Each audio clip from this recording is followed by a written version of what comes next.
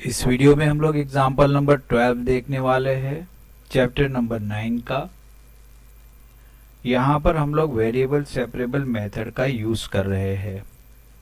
Example number 10 और 11 में हमने देख लिया कि वेरिएबल सेपरेबल का यूज हम कैसे कर सकते हैं और उसमें क्या क्या करना चाहिए।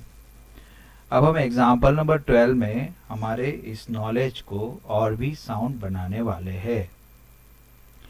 तो एग्जाम्पल नंबर 12 कुछ इस तरीके का है। Find the equation of the curve. Example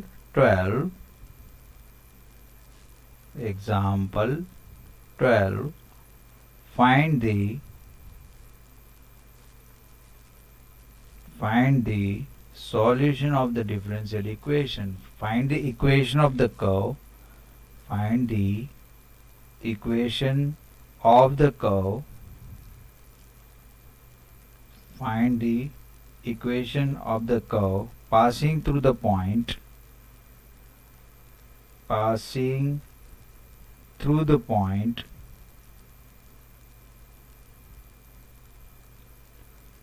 Passing through the point 1 1 1 1, whose differential equation is whose differential equation is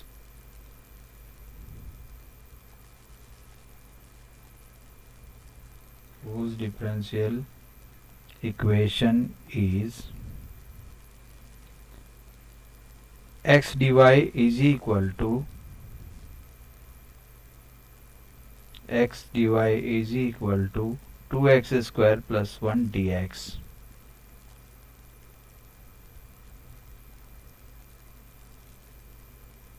एकदम सीधा सा क्वेश्चन है।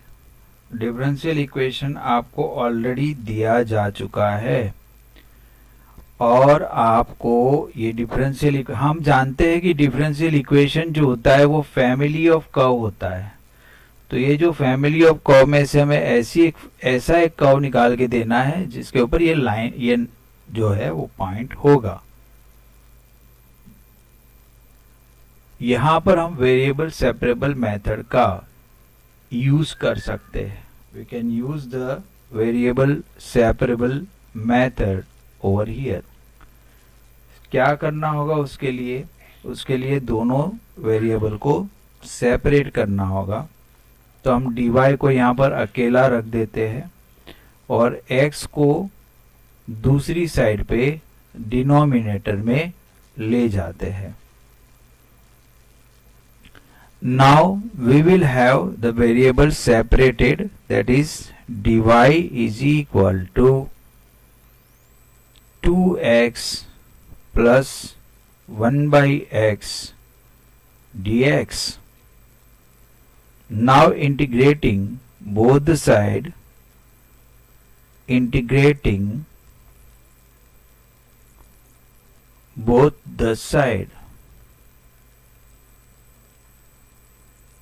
we will have integration of dy is equal to integration of 2x plus 1 by x dx. Therefore, y is equal to 2 into x square by 2 minus 1 by x square of dx plus c, that is c. This 2 and 2 is cancelled. Now it is given that the point 1 1 is on this curve. So 1 is equal to 1 square minus 1 upon 1 square plus c. Therefore c is equal to 1.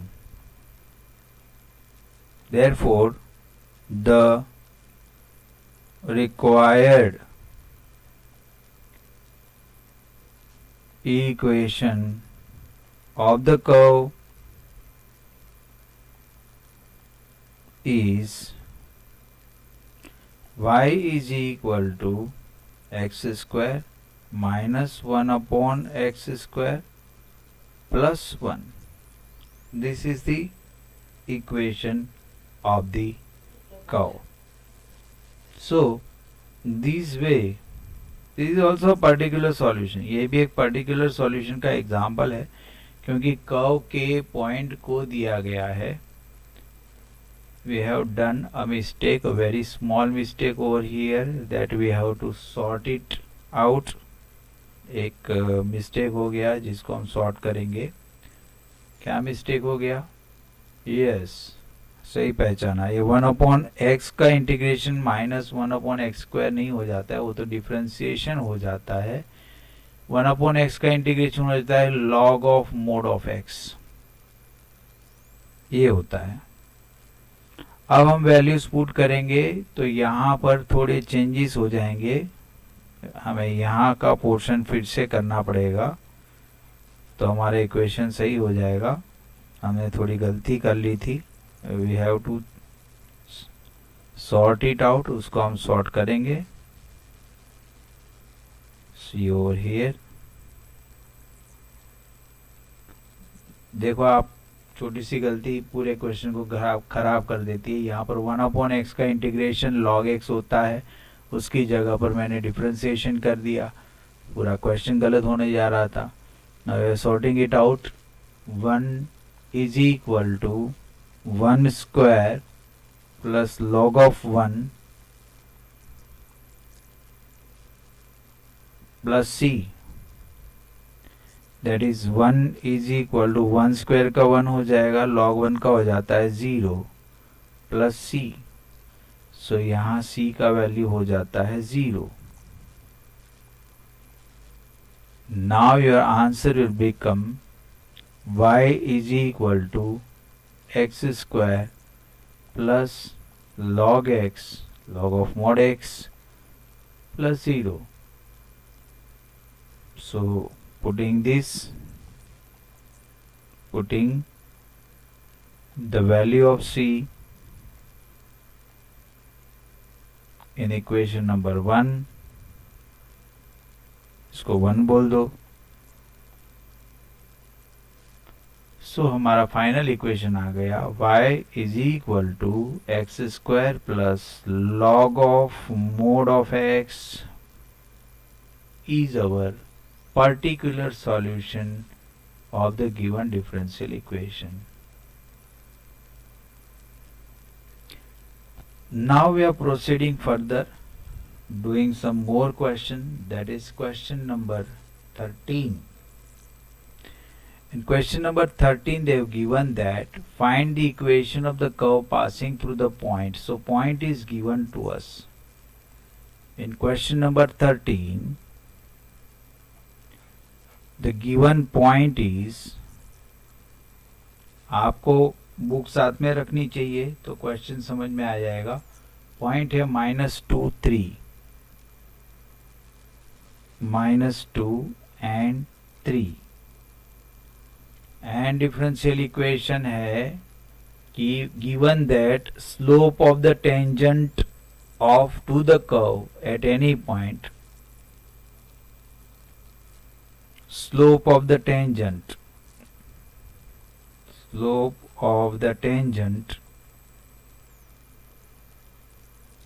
at any point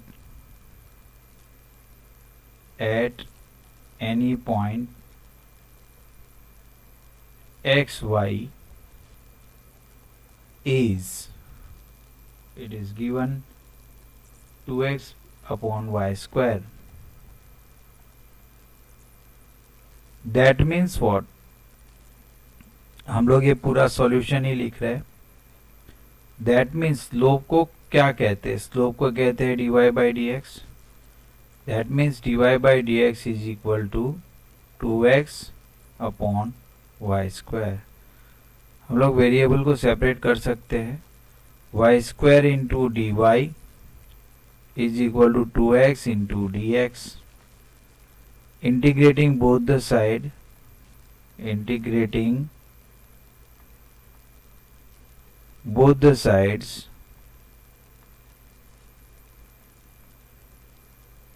we have integration of y square dx is equal to integration of 2x dx.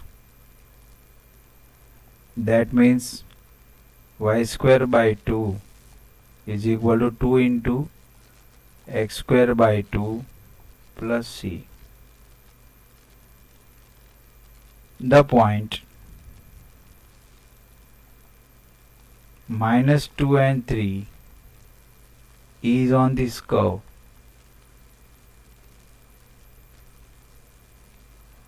Therefore 3 square by 2 is equal to 2 से 2 cut गया तो x square बचा minus 2 square plus c. Therefore 9 by 2 minus 4 is equal to c. That means 9 minus 16 divided by 4 is equal to c, and therefore c is equal to minus 7 divided by 4.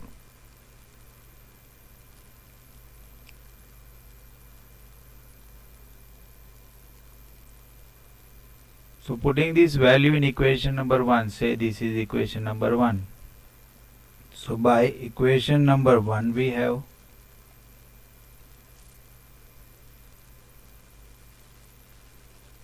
y square by 2 is equal to x square minus 7 by 4. Taking 4 as LCM, we will have 2y square is equal to 4x square minus 7. This will be the solution, particular solution of the given equation.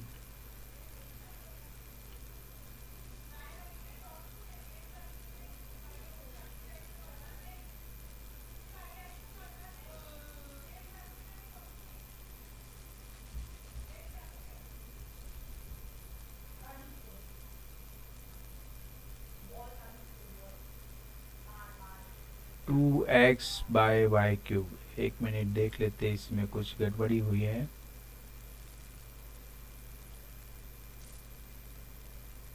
Yes, यहाँ पर गड़बड़ी हुई है. We are changing this. You can check over here. यहाँ पर हमने integration of Y square निकालने में गड़बड़ी की है. It will be y cube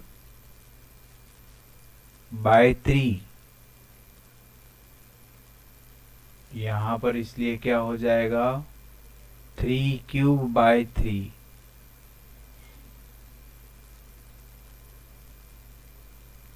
cube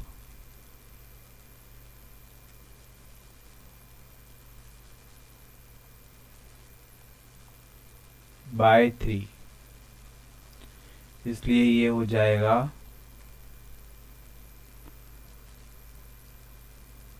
27 bye 3 या फिर 9. सीधा हम 9 लिख सकते हैं.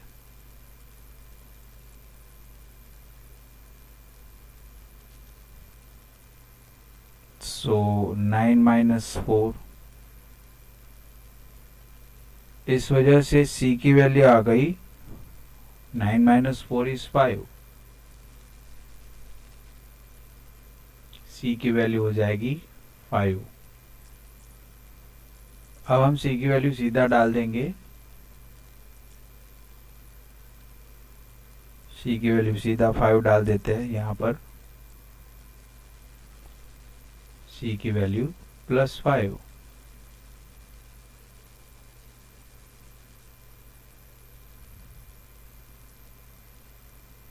सो हमारा फाइनल सॉल्यूशन आ गया y square is equal to 2x square plus 10.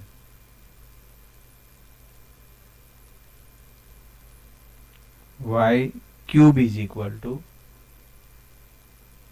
और यहाँ 3 रहेगा, so y cube is equal to 3x square plus 15. This will be our answer.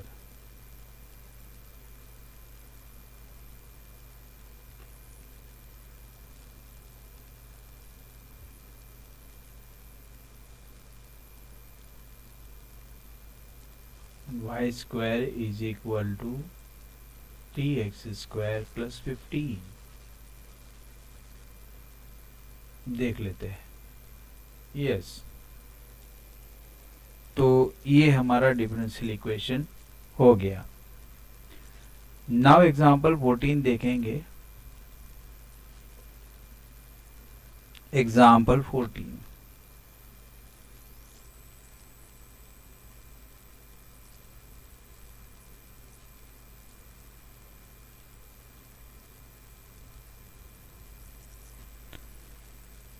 आपकी बुक में आप ध्यान देंगे, एग्जाम्पल 14 में बताया गया है, in a bank principal increases continuously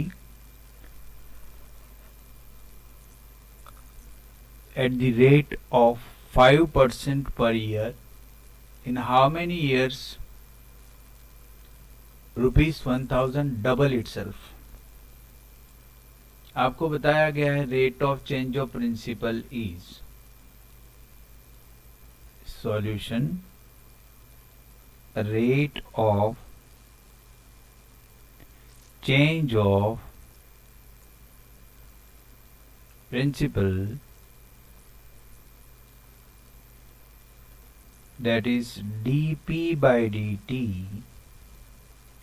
is equal to, कितना परसेंट बोला है? 5% बोला है. सो 5% कैसे लिखते हैं? 5/100 of p. So this is the differential equation. यहां पर हम वेरिएबल सेपरेबल मेथड कर सकते हैं. p इंटू dp, नहीं, गलत हो गया. dp की तरफ p को लेके आएंगे तो डिनोमिनेटर में आएगा. So dp upon p is equal to 1/20 of dt. So integrating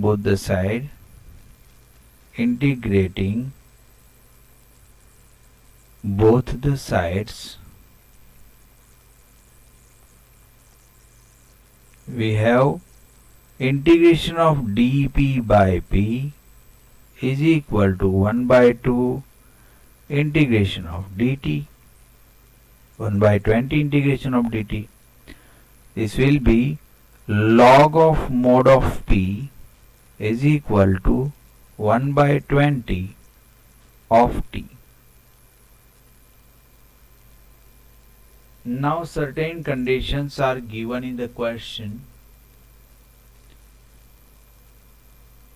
1000 rupees principal आपको दिया है, तो अपने आप को कितने साल में डबल करेगा? सो हम p की जगह पर 1000 लिख सकते हैं. इनिशियली t की जगह पर 0 लिख सकते हैं. when t is equal to 0, when t is equal to 0, p is equal to 1000. Therefore, log of 1000 is equal to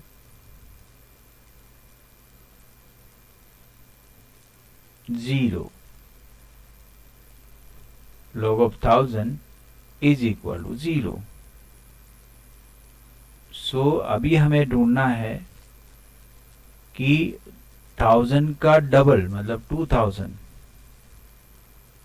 मतलब ये जो हमने यहाँ इंटीग्रेशन का कांस्टेंट लिया है, यहाँ पर c होगा ना, कांस्टेंट c होगा.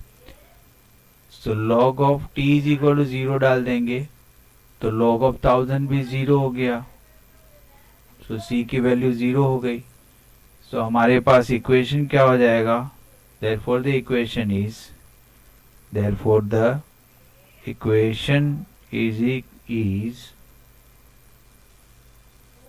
log of mod of p is equal to 1 by 20 of t.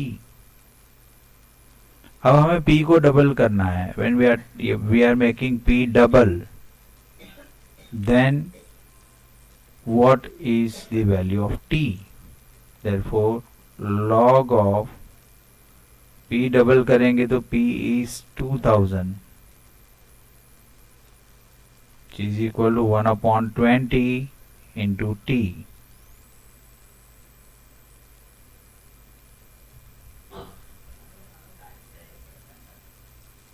So now log of 2000,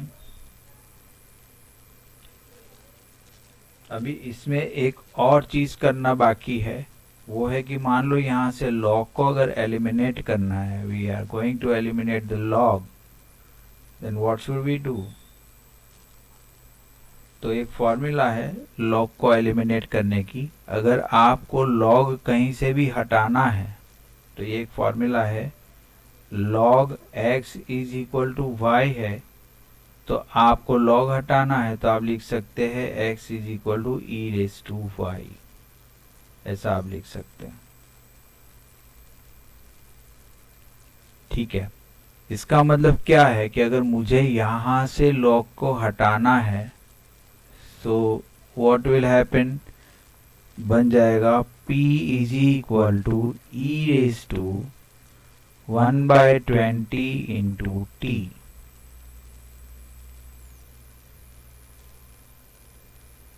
This is a particular solution. ये एक हमारा particular solution आ गया. p is equal to e raised to 1 by 20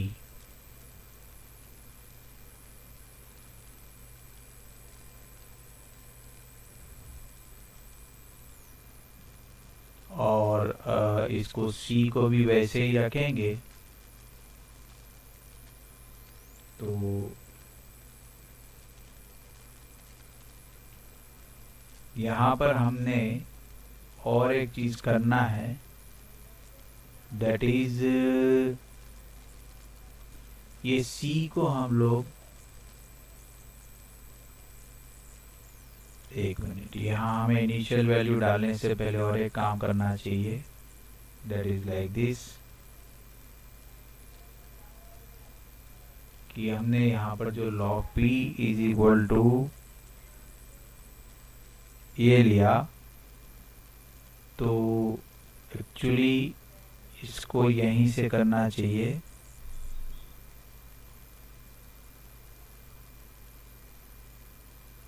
See how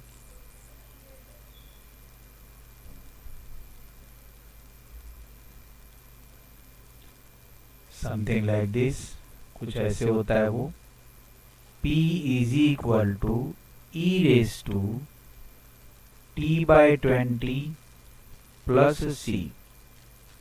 इसका मतलब p की value हो गई e raised to t by 20 into e raised to c.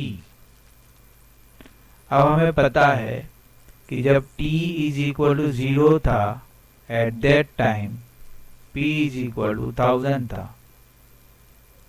So putting the value here, 1000 is equal to e raised to 0 into e raised to c.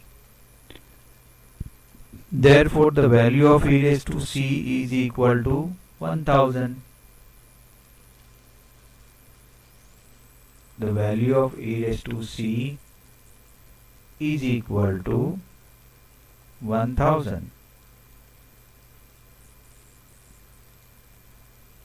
अगर इसको हम equation number 1 बोलते हैं, so by equation number 1 we have p is equal to 1000 e raised to t by 20. ये हमारा particular solution आ गया. अब principal को 2000 बनाना है. Now if P is equal to 2000, उसके लिए हमें T निकालना है. So we can put 2000 is equal to 1000 e raised to t by 20. That means 2000 by 1000, तो ये हो गया आपका 2 हो गया. 2 is equal to e raised to t by 20. Taking log both the side, log of 2 is equal to t by 20 log of e. अब log of 2 तो 10 के बेस का है, उसको e के बेस में कन्वर्ट करने के लिए एक मल्टीपल हमें कैलकुलेट करना पड़ेगा, या हम सीधा आंसर लॉग के फॉर्म में लिख सकते हैं. Let us write the answer in the form of log. So log ही तो 1 हो जाता है, सो ये 20 यहाँ मल्टीप्लिकेशन में आ जाएगा. 20 log 2 is equal to t. So t is equal to 20 log 2 will be your answer. हमें ये पता होना चाहिए कि log e की वैल्यू 1 होती है. सो ये भी बहुत ही इंपॉर्टेंट क्वेश्चन है. 3 to 4 मार्क्स के लिए ये पूछा जा सकता है. So this is called variable separable method. ये सारे के सारे क्वेश्चंस वेरिएबल सेपरेबल मेथड के हैं. ये सारे एग्जांपल्स हमने कर लिए. हमने टेक्स्ट बुक में जितने भी एग्जांपल है based on variable separable method, ये सारे हमने कर लिए.